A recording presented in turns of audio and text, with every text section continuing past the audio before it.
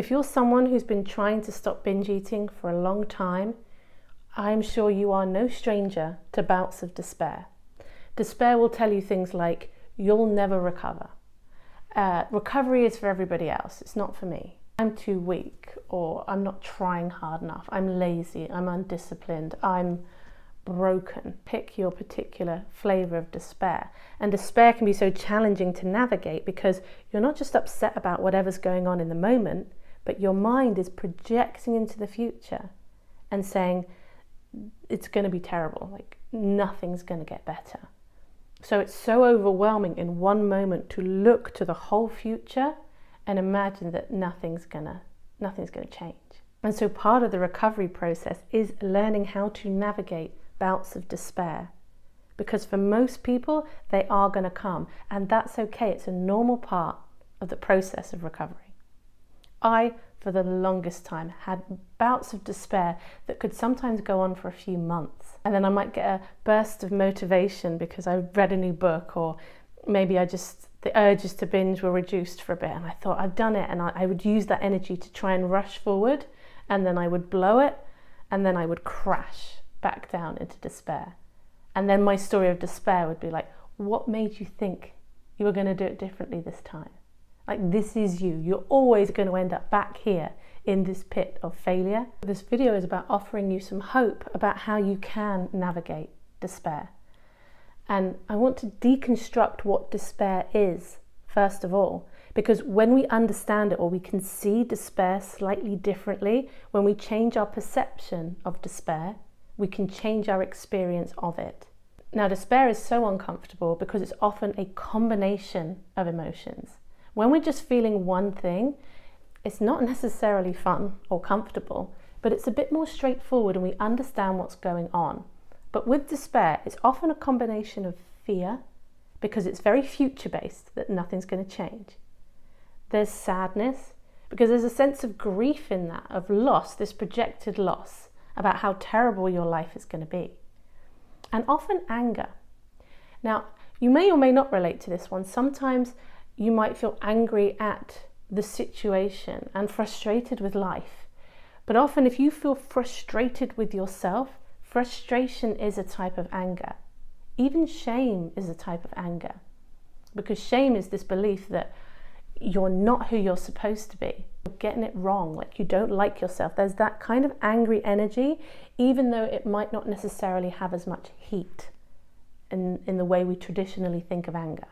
Now, I'm someone who felt very, very deep despair. And also, maybe it's in my temperament, but I'm still prone to experiencing bouts of despair about life. And as a therapist, my job, almost on a daily basis, I sit with people in their despair.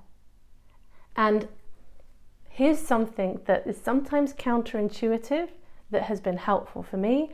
And when I've done it with clients, I've seen how helpful it can be as well. If you're with somebody who is in despair about something, the urge in you is you want to make it better.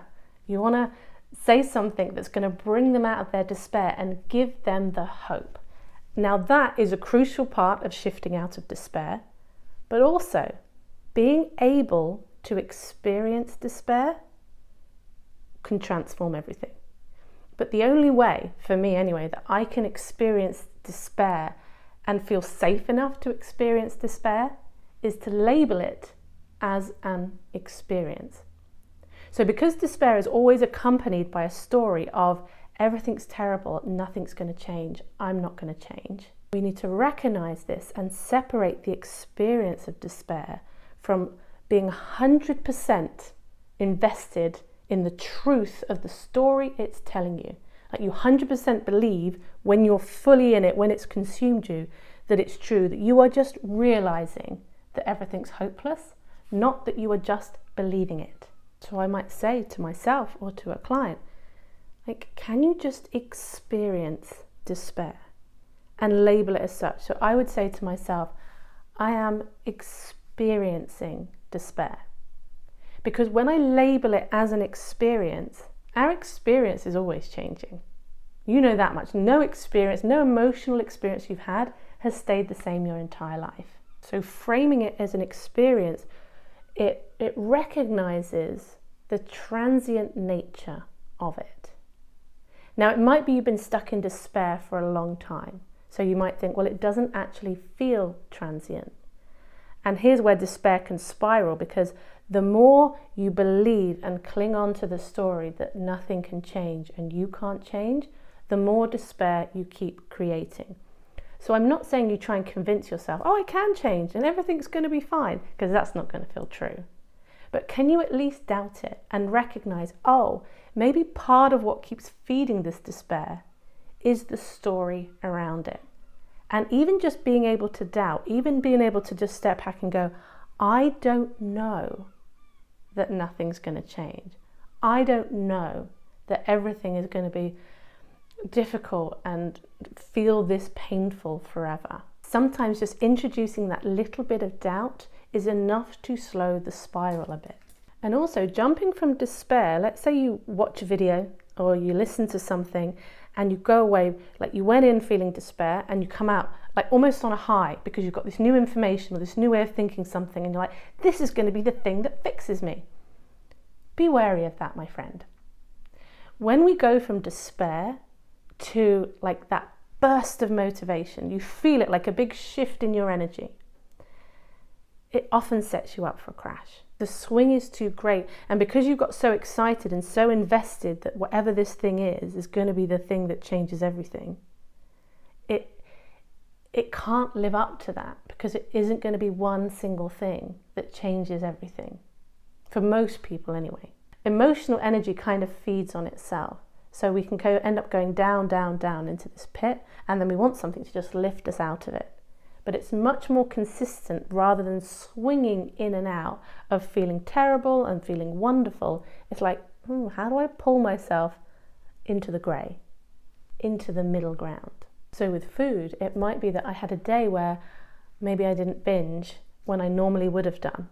And then I might feel good about that.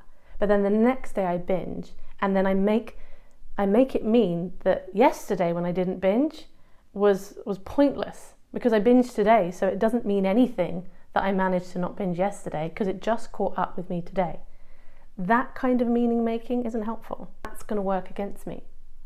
Being able to celebrate the small wins any time you manage to do something slightly positive for yourself. Or with food, anything that's just slightly different to what you might have been able to do in the past, that needs to be recognized as a meaningful step in order to then be like, oh, I could then take another step. Or what a lot of people do is they're like, I'm so miserable, I'm going to do the big lifestyle overhaul, and I'm going to give up sugar, and I'm going to do this, and I'm just going to turn everything around. And maybe they manage it for a bit, but quite often the change isn't stable, and they end up swinging back into the familiar. And so this is often another trigger for despair. You keep telling yourself, oh, I'm just going to not binge from this moment onwards. So the minute you lose control over food or you do binge, you've completely blown it, you're back in despair. What might be a more realistic step than saying to yourself, I'm never ever going to binge again? Because most people in recovery do binge sometimes. My recovery looked like my binging getting much less frequent and further apart. It wasn't a case of like, oh, I just started doing these things, and from the moment I started doing these things, I wasn't binging anymore. The other thing with despair is when you are feeling it, it is such a lonely experience. How extreme my despair was, for anybody who didn't understand food problems, would have looked ridiculous. I think I thought it was ridiculous because quite a lot of other things in my life were going pretty well, but none of that seems to matter to me. When you have a problem with food, it takes over everything.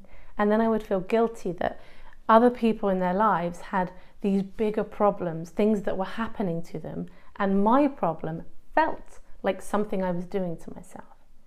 So then another piece of despair, for some of you, maybe not everybody, is that there's guilt in there as well. And to that, I would just say, you're not alone.